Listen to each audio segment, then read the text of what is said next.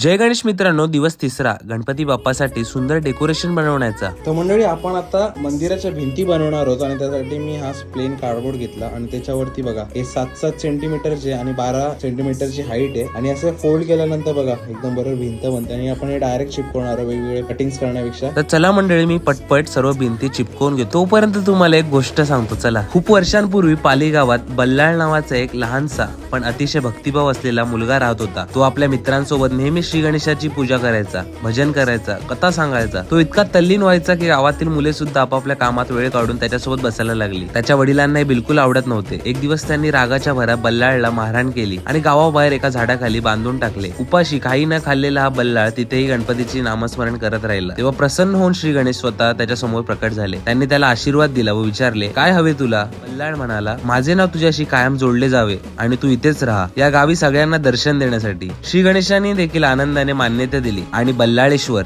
या नावाने तिथे स्थिर झाले. तर मंडळी, फायनली आपल्या सर्व भिंती तयार झाल्या आहेत. उद्या आपण या मंदिरावरील छत बनवणार आहोत आणि त्यानंतर सर्वात महत्वाचं ते म्हणजे मंदिराचा कळस, ते देखील आपण बनवणार आहोत. तर पूर्ण सिरीज पाहण्यासाठी तुम्ही आपल्या युट्यूब चॅनलला सबस्क्राईब करून ठेवा आणि इंस्टाग्रामवर फॉलो करा.